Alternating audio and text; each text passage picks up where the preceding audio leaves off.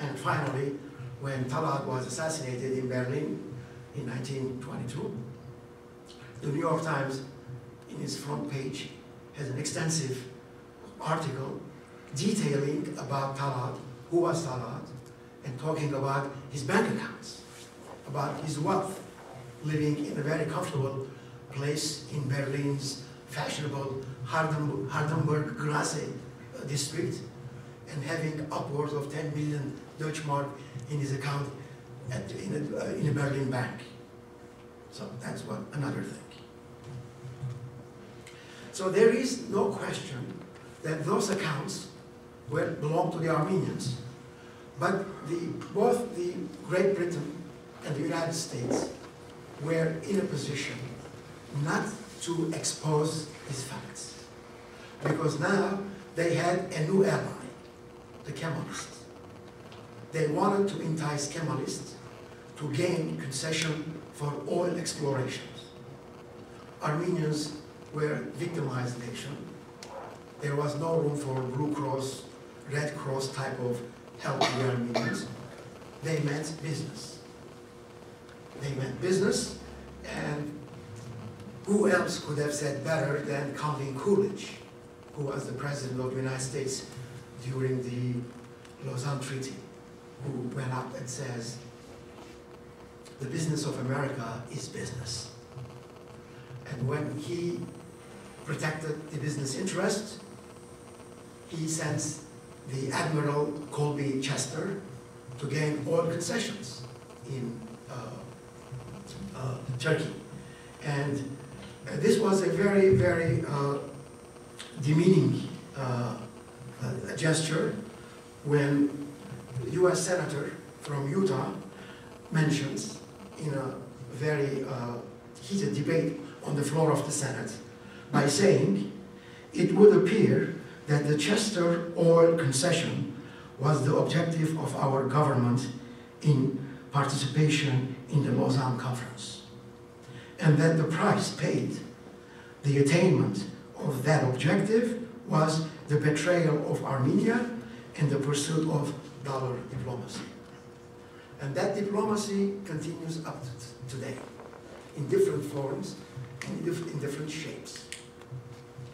It's not only US got concessions from the Turkish government, but also the Great Britain was very much engaged in covering up these transactions of an Armenian gold that was mentioned in a British memorial in 1924.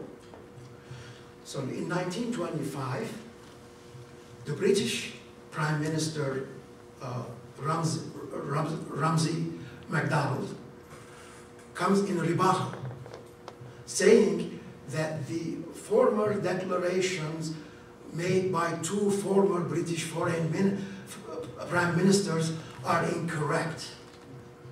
The money that was taken over by the Allies was not Armenian money. It was a German money. And the British Prime Minister had a vested interest to cover up that Armenian money, because the British had been commissioned by Turkey to build 2 battleships, and the 2 battleships for $25 million that were ready in 1914. Rashidaya and Sultan Osman. 2 battleships were ready. The last minute, Churchill says, we should not send these battleships to Turkey. What happens if Turkey sides with the German? Those battleships can be used against us. So they kept those battleships. However, after the war, and during the Lausanne negotiations, Turks and the Great Britons came to an understanding. Turks said, okay, you can keep the battleships and the money, but you renounce claiming anything from us. And in fact, in an Article 142 of the Lausanne Treaty, the British and others said that we renounce all claims and counterclaims of all money taken by Turkey by any means, confiscation, embezzlement, extortion, whatever, we have no claims. And that puts an end to the actual Armenian goals and the requests for compensation by the British. So the British went also on the other side. So the motivations from both US and the Great Britain are clear. They do have vested interest in oil. They want to protect their insurance companies, and they want to keep the battleships and pay nothing. How about the Turkish motives for denial?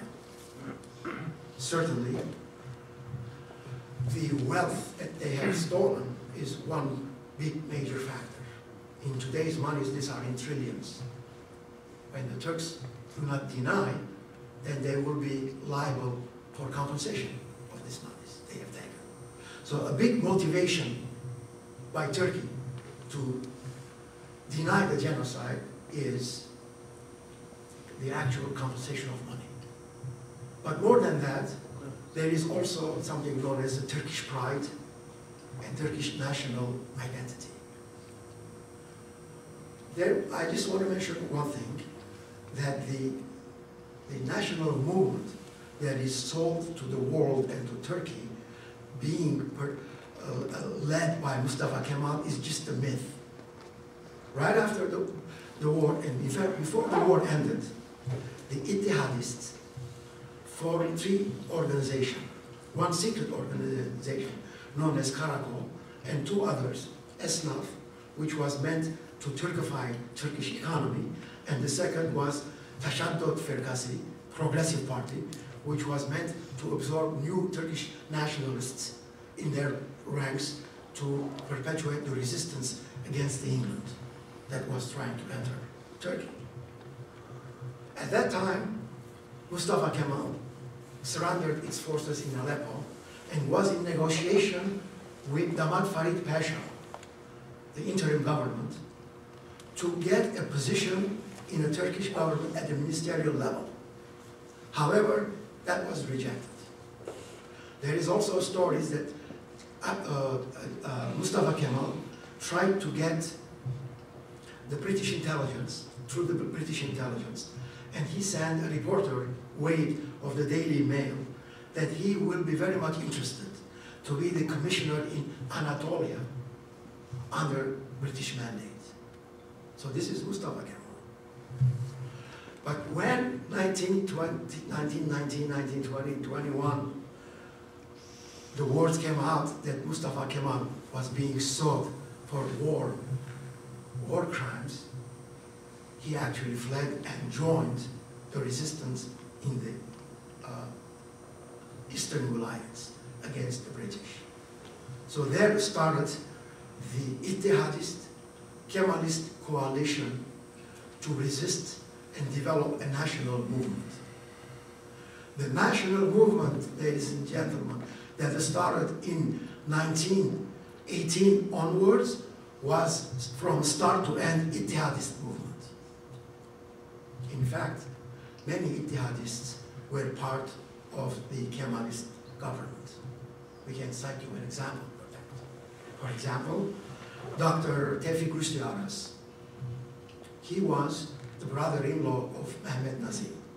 And Mehmet Nazim was the mastermind with Bahaeddin Shakir in implementing the actual genocide through the formation of the special organization units, Tashkilat el-Mahsusa.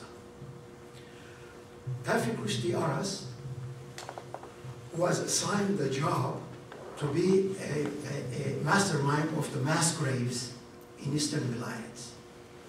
So he was commissioned to finish the job by digging and making holes and given thousands of pounds of limes to cover the decomposing corpses in the Eastern Armenian Wilayats. And he was able to do that and accomplish that very well in less than 6 months. Tevfik Aras, Rüştü Aras, was the foreign minister of Kemal for until 1938. And he was the foreign minister in 1935 who wrote a letter protesting Secretary of State that the 40 days of Musadaq movie that was